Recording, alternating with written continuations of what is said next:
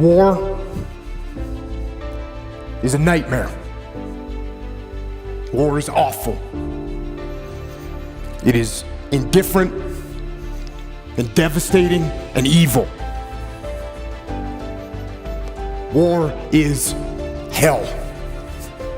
But war is also an incredible teacher, a brutal teacher. And it teaches you lessons that you will not forget. In war, you are forced to see humanity at its absolute worst. And you are also blessed to see humanity in its most glorious moments. War teaches you about sorrow and loss and pain. And it teaches you about the preciousness and the fragility of human life. And in that fragility, war teaches you about death. But war also teaches you about brotherhood and honor and humility and leadership. And unfortunately, war teaches you the most when things go wrong. And for me, one of the most impactful lessons that I learned from war was in the spring of 2006 in the city of Ramadi, Iraq, which at the time was the epicenter of the insurgency, where brutal and determined terrorists ruled the streets with torture and rape and murder. And it was in one neighborhood of that city during an operation that I was in charge of when all hell broke loose. We had multiple units out on the battlefield fighting the enemy. We had friendly Iraqi soldiers, we had US Army soldiers and US Marines, along with small elements of my SEAL team. And then the fog of war rolled in with its confusion and chaos and mayhem, and with its gunfire and enemy attacks and screaming men and blood and death. And in that fog of war, through a series of mistakes and human error and poor judgment and Murphy's Law and just plain bad luck, a horrendous firefight broke out. But this firefight, it wasn't between us and the enemy. This firefight, tragically, was between us and us. Friendly forces against friendly forces, fratricide, the mortal sin of combat, and the most horrific part of war.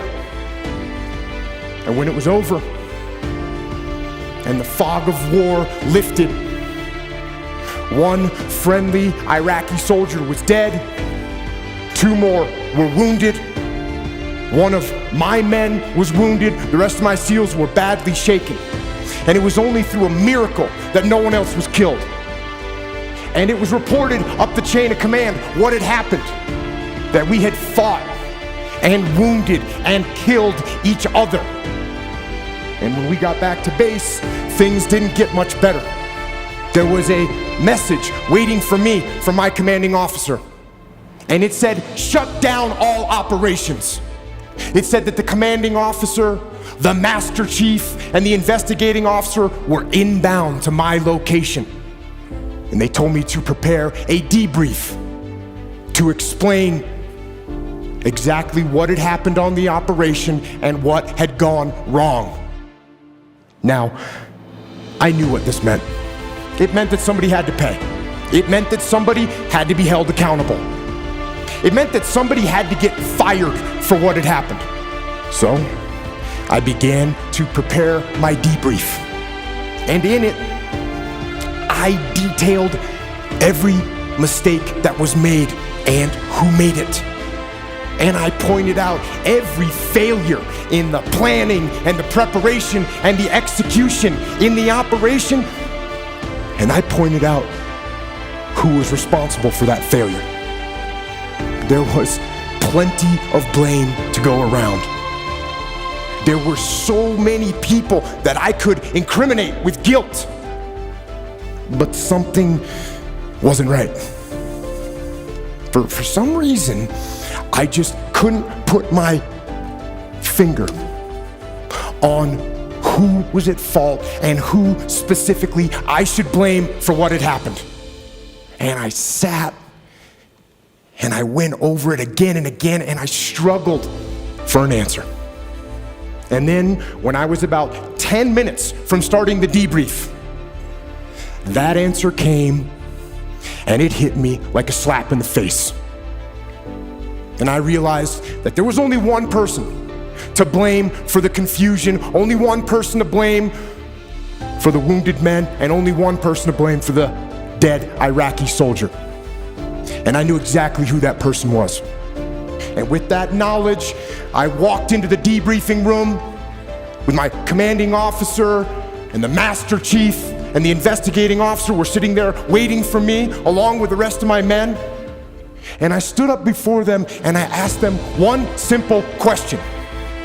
Whose fault was this?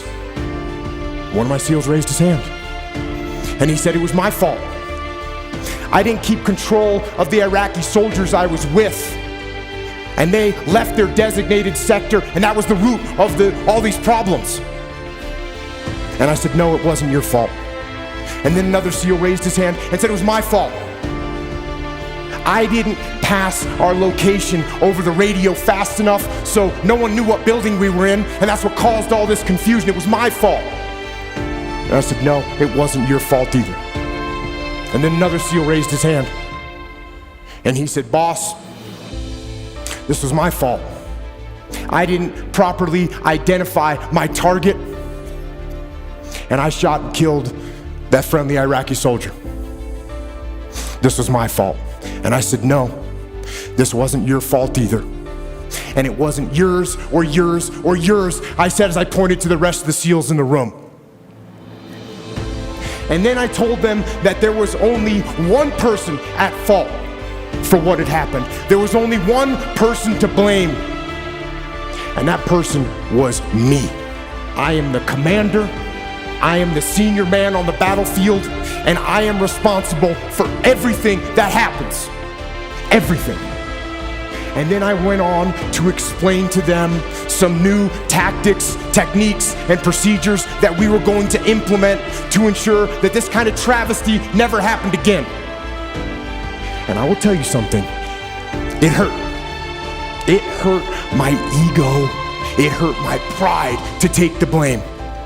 But I also knew that to maintain my integrity as a leader and as a man, I had to take responsibility. And in order to do that, I had to control my ego so that my ego did not control me. So I say, take ownership. Take extreme ownership. Don't make excuses. Don't blame any other person or any other thing. Don't hide your delicate pride from the truth. Take ownership of everything in your world, the good and the bad. Take ownership of your mistakes. Take ownership of your shortfalls. Take ownership of your problems, and then take ownership of the solutions that will get those problems solved. Take ownership of your mission.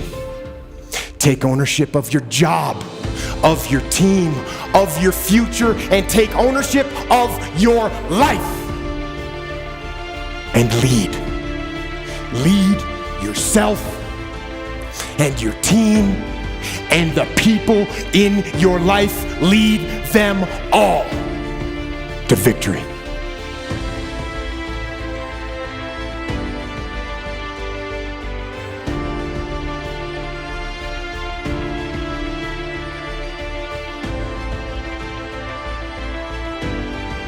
If you're looking to start a new side hustle or even a new business, check out the link in the description below.